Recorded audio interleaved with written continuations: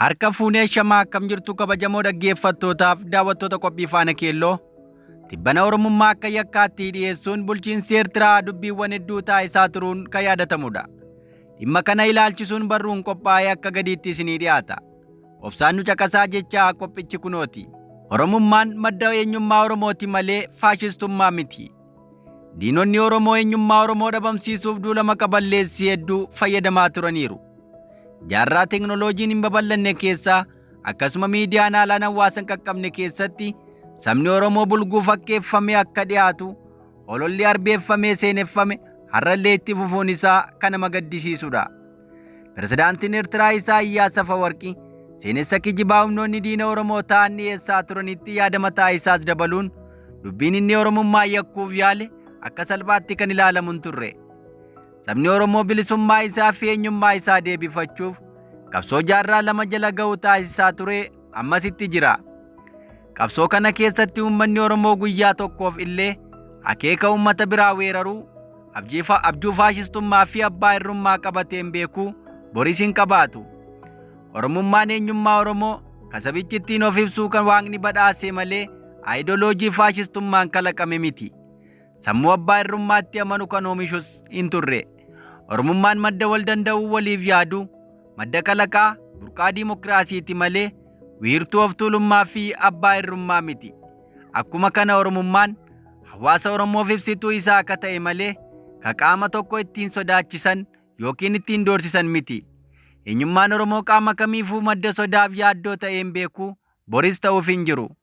Oromummaan akka waan humna siyaasaa saba tokkoo weeraruutti akkasuma gurmuu jeequmsaa fi yaaddoo fakkeessanii dhiyeessuun daba guddaa uummata miliyoonota ta'an Oromoo irratti dalaguu ta'uu hubachuun barbaachisaadha.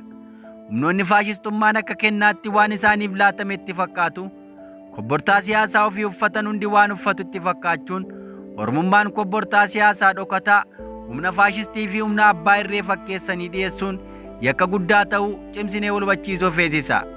Hundeedhuma irraa qabsoo Oromoo dura ifaaf dhokataan dhaabbataa akka ture Shaabiyaan gaanfa Afrikaatti akeeka abbaa irrummaa isaa babal'ifachuuf gufuu kan itti ta'e Oromoodha jedhee waan ilaaluuf haasaa siyaasaa balaa guddaa sabatti hordofsiisu akkanaa facaasuun yakka guddaadha.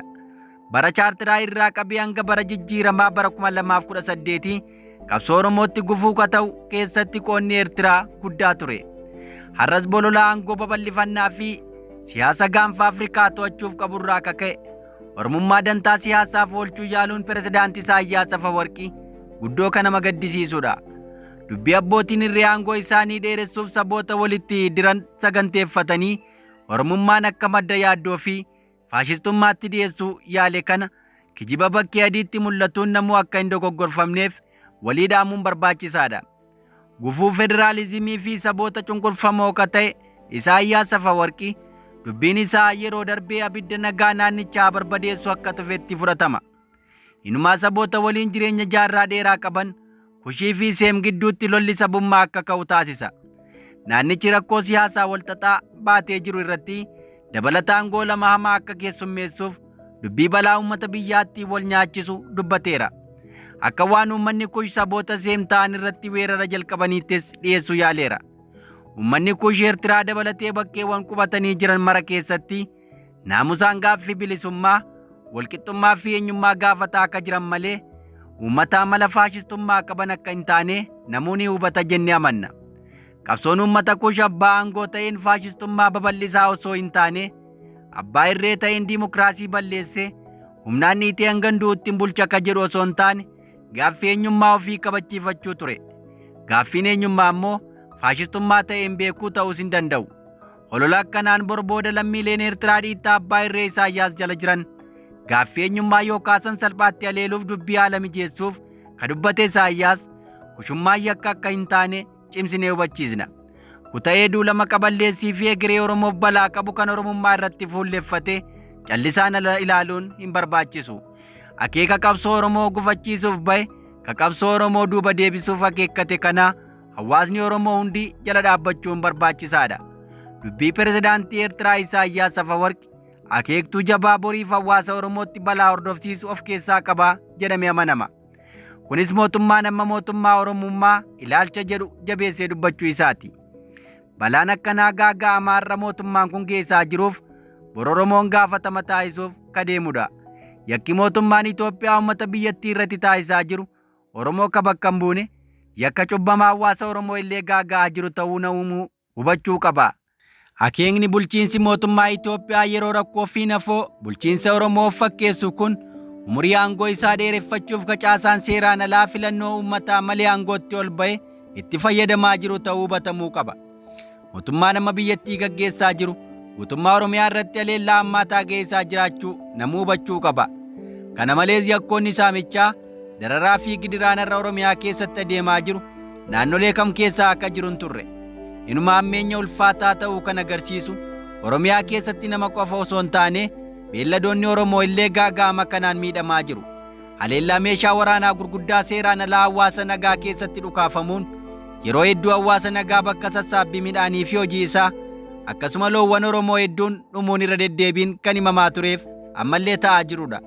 Kuta'ee mootummaa ammaa kana mootummaa Oromoo fakkeessanii dubbachuun hawaasni keenya cabalama akka cabu taasisa. Hawaasni har'a gaaga'ama hammaataan irra gahaa jiru boraaloo mootummaa kanaan ammas akka miidhamu akeekamuun ala mootummaa biyyattii bulchaa jiru wantii kan Oromoo fakkeessus ta'ee kan Oromoo taasisu akka hin jirre hubatamuu qaba. Mootummaa Oromummaa akeekni jedhu aayidoloojii caasaaleen PP ofii isaanii dura hawaasa kana ittiin qabachuuf dhimma itti bahan dhugaa qabatamaa kan hin taanee fi dubbii siyaasaaf jarritti gargaaramaa turan ta'uu hubachuun gaariidha. Bulchiinsiin kun guutummaatti biyyattii keessatti miidhaa hammaataa geessaa jiraachuun beekamaadha. Bulchiinsichi wayitaa haalli mijatteef hawaasa Oromoo ija quba kahaa wayita yakka dalaguu fi siyaasa taphachuu barbaadu Oromoof fakkeessuunis yeroo hedduu kan irraa mul'atudha. Egaa dhaggeeffattoota qophii faana keelloo dhimma kana ilaalchisee qophii nuti qopheeffanne kanan gammaa dhaggeeffattan ture. Qophii keenya guyyaa biroon haga walitti deebinutti nagaan nu tura.